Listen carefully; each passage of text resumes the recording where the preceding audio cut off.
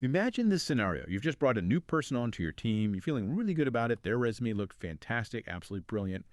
You're genuinely excited. Thinking of the skills, the fresh perspective they'll bring to your growing business. You put in the time, the energy. Maybe you've even started the training. Then maybe a few weeks, sometimes even a couple of months later, a routine check, maybe just a casual chat, something feels well off. That amazing CV. Turns out it wasn't quite so amazing after all. And that sinking feeling you get. It's something many, many Indian SMEs know all too well. Welcome back. We're here to unpack complex information and turn it into clear, actionable insights, specifically for you. Today, we're really getting into something critical, especially if you're navigating the, let's face it, dynamic and often challenging world of Indian SMEs. We're actually exploring a topic that's really a cornerstone for us, particularly for our show, The People Stack, which zooms in on these HR and talent management challenges. So our mission today is to really explore this common and frankly sometimes devastating problem, resume fraud. What actually happens when that picture-perfect CV turns out to be, well, less than accurate? We've gathered some comprehensive sources that detail exactly how Indian SMEs can legally respond, especially when this discovery happens after the person has already joined. That's a perfect setup. It's quite fascinating how often, especially in the Indian context, the real background check seems to begin only after someone is already on the payroll. We're going to look at how official government records, things like PF records, actually bring these falsehoods to light. We'll also cover what Indian law explicitly says about this kind of deception. And crucially, the practical, actionable steps you as an SME can take to protect your business, your resources, and really your future hires too. It's so true. It's a huge investment for any SME. It's much more than just the salary, isn't it? You're talking about the training costs, the time to integrate them, the team dynamics, and fundamentally, the trust you place in someone new. Our sources really hammer this home often. These discrepancies only pop up during really routine things like updating Provident Fund accounts, maybe compliance checks, where sometimes it's during project delivery when you realize, hang on, the skills they claim just aren't there. Exact. And one of the biggest red flags we keep hearing about. That Provident Fund, the PF record, just doesn't match the employment history on the CV. That's almost always a dead giveaway, you're right. Yeah, think about it from the SME owner's perspective. You're onboarding someone, you're excited, and then bam. During what seems like just admin work, setting up their PFF, something looks strange. Maybe they said they work at company X for 3 years, but the PF contributions show company Y, or maybe worse, no contributions at all for that period. Yeah. These aren't just small typos. They're often quite glaring inconsistencies. They surface during these essential compliance steps or, when their actual work output just doesn't measure up to what they promised in the interview.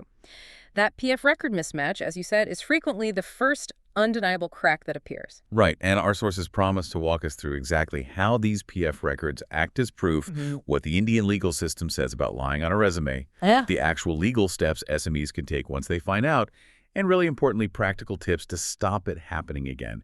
It seems like a really solid roadmap for business leaders. Absolutely. And it's crucial to state this up front. Everything we're discussing today is grounded in solid facts.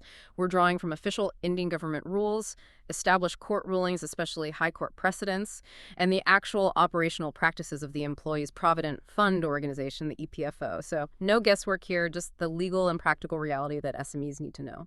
Okay, so with that foundation, what's the most, let's say, ironclad way for an SME to check someone's past employment? Is there a central government system that cuts through all the fluff on a CV? Because honestly, those pre-hire checks can get expensive and take time, which smaller businesses don't always have. That's precisely where the Employees Provident Fund Organization, or EPFO, becomes such a powerful ally.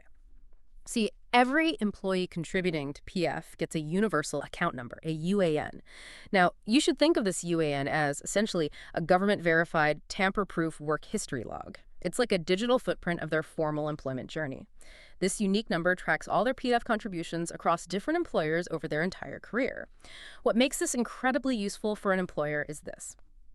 With the candidate's consent, and that's vital, you absolutely need their permission. You can actually view their PF passbook online. This passbook doesn't hide anything. It clearly lists the names of all previous employers who made PF contributions. It shows the specific dates, the contribution periods for each job, and, importantly, any significant gaps where no contributions were made. Let's take a concrete example. Say a CV boasts about a 2-year role at Innovate Tech Solutions from 2021 to 2023. But then you check their EPFO UAN with their permission, and you see contributions from Global Services Ltd. during that exact time. Or maybe there are no contributions at all for those 2 years. That kind of discrepancy is, well, it's undeniable, isn't it? Completely. It's a clear factual mismatch coming directly from official government records. It makes it incredibly hard for someone to argue against it. For SMEs, this is honestly a game changer. It offers an affordable, reliable way to verify that crucial employment history. Wow. Okay, so the EPFO data really is powerful. It's almost like getting a verified digital resume straight from the official source. That's huge, especially for smaller companies who might not have the budget for those extensive pre-hire background checks run by third-party agencies. But okay, once you spot these issues using the PF data, what's your actual legal standing as an SME in India? Is a lie on a resume just bad form, or does the law actually back you up? Oh, it definitely backs you up. The Indian legal framework is quite robust on this. Making false or inflated claims on a CV isn't just unethical, it's legally considered misrepresentation or even fraud under Indian law. And there are specific legal tools employers can use. First off, let's talk about voidable contracts. This is really your legal ace in the hole here. Section 19 of the Indian Contract Act 1872, that's the key one. It essentially states that if an agreement, like an employment contract, was made based on fraud or misrepresentation, the party who was deceived, that's you, the employer can choose to declare the contract voidable. And voidable means? It means you have the option to terminate that contract immediately, usually without needing to give notice or pay severance. It's about protecting yourself when that initial trust was broken right from the start. Second, this kind of misrepresentation is clearly defined as misconduct. Many employment rules in India, especially in the private sector, draw from the Model Standing Orders under the Industrial Employment Standing Orders Act of 1946. This act specifically lists giving false information regarding one's name, age, qualification, or previous service at the time of employment as an act of misconduct. Right, so it's spelled out. Exactly. It gives employers very clear, predefined legal grounds for termination based directly on established rules. And third, if you're dealing with forged documents, we're talking about things like fake degree certificates, made-up experience letters, counterfeit credentials, then this escalates significantly. It becomes a potential criminal offense under the Indian Penal Code, the IPC. Okay, now it's getting serious. Yes, quite serious. We're looking at specific sections. Section 465 deals with forgery, carrying penalties of up to 2 years imprisonment, a fine, or potentially both. Then there's Section 471, which covers knowingly using a forged document as genuine. And Section 415, which deals with cheating. Indian courts, particularly the high courts, have taken a very firm stance on this. Our sources point to a strong ruling from the Delhi High Court, which stated that an employee securing a job with fake documents is fundamentally unfit for employment, and that this kind of conduct must be dealt with strictly and severely. That sends a powerful message. Okay, so the legal framework is definitely there to support employers. That's really good to know. But all right, let's get practical. An SME discovers this kind of fraud after someone's already started. It must feel incredibly frustrating, maybe even a bit overwhelming. What concrete steps can a business actually take once they find this out? Absolutely, it's frustrating. But the good news is you do have clear, legally sound options. The most common route is immediate termination for cause. You typically cite that misconduct clause we mentioned, maybe from your company standing orders or the employment contract itself, which should ideally have a truthfulness clause. The key benefit here, as we discussed, is that usually no notice pay or severance is required because the termination is due to the employee's misconduct. It's a clean break. Yeah, direct termination. What else? Well, if your business has actually suffered quantifiable financial losses because of this higher, maybe significant project delays, lost client contracts, direct damages due to their lack of skill, then a civil action for misrepresentation is theoretically possible. But let's be realistic. For most SMEs, this is quite rare. Why is Mainly because of the litigation costs and the time commitment involved. Unless the damages are really substantial and very clearly traceable back to the resume fraud, it's often not pursued. Now, for those more serious cases involving clearly forged documents, fake degrees, fake experience letters, you can escalate it. You can file a criminal complaint with the local police. This would be under those IPC sections we talked about: forgery, cheating, using forged documents. This is usually reserved for blatant intentional deception using fabricated documents. And finally, there's a more internal but still effective approach. Internal blacklisting and providing factual reference warnings. Now, you have to be careful here to avoid defamation. You can't just spread gossip. Right, stick to the facts. Precisely. But if a future potential employer calls you for a reference check, you can truthfully state the facts. Something like, This individual's employment was terminated because it was discovered they provided incorrect information during the hiring process. It informs the next employer factually without putting you at legal risk for defamation. That's a good range of options, from direct termination to potential legal action. But you know the old saying, an ounce of prevention is worth a pound to cure, right? How can SMEs actually protect themselves better up front to avoid getting burned again? Because the cost isn't just money, it hits team morale and trust too. You're absolutely right. Proactive strategies, especially post-hire verification, are key. First, make a leveraging EPFO UAN verification a standard part of your onboarding checklist. Cross-checking the PF passbook against the resume claims should just be standard procedure, ideally within the first week or so. It's just too powerful a verification tool to skip. Makes sense. Second, add explicit truthfulness clauses in your offer letters and employment contracts. Clearly state, right there in black and white, that providing false or misleading information at any stage is grounds for immediate termination without notice or compensation. This sets a clear boundary from day one and gives you a strong contractual footing if you need it. Third, and this is often underutilized, use probation periods wisely. Those standard 3 to 6 month probation periods, they aren't just for assessing if someone fits It's in. there for verification, too. Exactly. This is your prime window to actively verify credentials, maybe do a deeper dive on references, and really evaluate if their claimed skills match reality through actual work.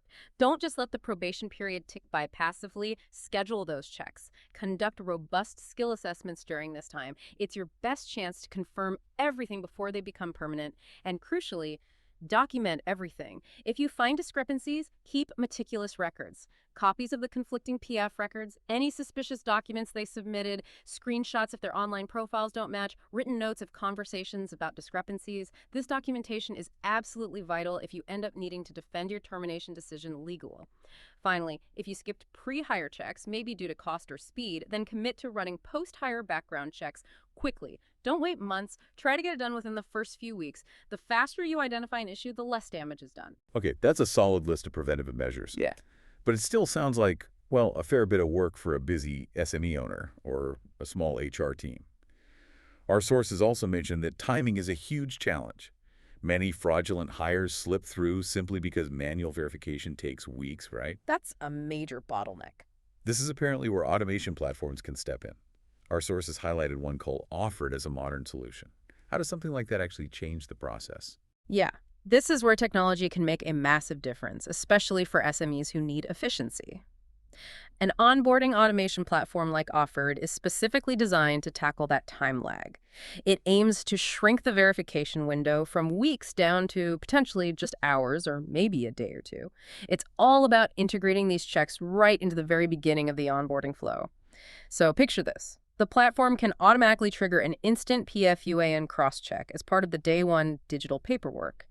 While the new hire is busy filling out their forms online, the system is simultaneously pinging the EPFO database, with their consent, of course, and comparing their claimed work history against the official record. Wow, so it's happening in real time. Pretty much. Any discrepancies get flagged immediately, often right there during the induction process. You get insights almost instantly. Beyond the PF check, it can offer automated document verification. Think degrees, experience letters, Aadhaar, PAN card. These can be scanned and validated automatically using secure APIs linked to trusted sources. This removes the need for slow, manual eyeball checks and reduces the chance of human error or someone missing a subtle fake. It's faster, more accurate, and secure. It also helps with the compliance-linked onboarding. Remember those crucial truthfulness declarations? Yes, the ones needed for legal grounds. Exactly. Those can be digitally signed within the platform as part of the onboarding workflow. This creates a time-stamped, legally solid, auditable record, which is invaluable if things go wrong later. And finally, platforms like this usually have an alert system for HR. If any significant mismatch is detected, say, between the CV and the PF record, or a document fails verification, it triggers an immediate notification to the HR manager or the business owner. This allows for incredibly swift action, often before the probation period ends, or even before the employee starts interacting with clients or sensitive projects. Okay, that does sound like a significant shift. So for SMEs, this could mean that within the first, say, hour or two of someone starting, you could already have a high degree of confidence about their resume's basic validity. That's the goal, yes, to front-load that critical verification. That feels like It could drastically cut down on wasted salary payments, avoid those really painful project delays, and just prevent compliance nightmares before they even begin. It's like turning a potential weakness, the time lag, into an early warning system, a real shield for the business. So if we zoom out again and look at the bigger picture, why is tackling this resume fraud issue so particularly critical for small and medium enterprises? What makes the impact so much worse for them compared to, say, a giant corporation? Oh, it's a completely different scale of impact. It's night and day, really. For a huge multinational company, one bad hire, even a fraudulent one, is often just a small blip. A minor inconvenience, perhaps. They usually have layers of management, large teams, significant financial buffers to absorb the cost or the disruption. Handle it. They can generally handle it. But for an SME, a single dishonest or fundamentally incompetent hire, especially in a key role, can genuinely derail a critical project. It can severely damage a vital client relationship that maybe took years to build. That's huge for an SME. Or it can create sudden, serious compliance risks or legal problems that a small team just doesn't have the bandwidth or expertise to handle easily. We've heard stories where one person lying about a core technical skill led to a failed project, loss of the client, and a major hit to the SME's revenue and reputation. The impact is felt much more deeply, potentially threatening the company's growth or even its stability. So by actively using these tools, combining the power of government records like EPFO, having strong legal clauses in contracts, acting decisively when fraud is found, and yes, leveraging smart automation like Offer SMEs can really protect themselves. It helps safeguard their business interests, absolutely. It helps maintain integrity and trust within their workplace culture, and it sends a very clear, strong message both internally and externally that dishonesty just won't be tolerated. It's about building a solid foundation for success, built on verified trust. So wrapping this up, what's the key takeaway for you, our listener, running or working in an SME? Resume fraud isn't just some ethical gray area. Our discussion today really confirms that in India, it often crosses the line into being illegal. And importantly, the law does provide support for employers as long as you act promptly and you've got your documentation in order. That's right. SMEs might not have those large, dedicated HR departments, but that doesn't mean they're defenseless. With the right verification processes in place, a clear understanding of your legal rights, and the smart use of available tools and technology, you can definitely shield yourself from the very costly mistake of hiring someone based on lies. It really underscores the power of combining good information with practical modern tools in today's hiring landscape. So here's a final thought to leave you with. In our increasingly digital world where almost every action leaves some kind of data trail, how can we as employers, as professionals, really build and foster a culture where honesty isn't just something we hope for? How do we make it something that's proactively verified, ensuring that trust isn't just an aspiration, but it becomes a verified foundational cornerstone of every single hiring decision we make? Something to think about until our next session. Thank you so much for joining us on this really vital exploration today. We truly hope this has given you a clearer roadmap for navigating the complexities of hiring, especially within the Indian context. Until next time, stay well informed.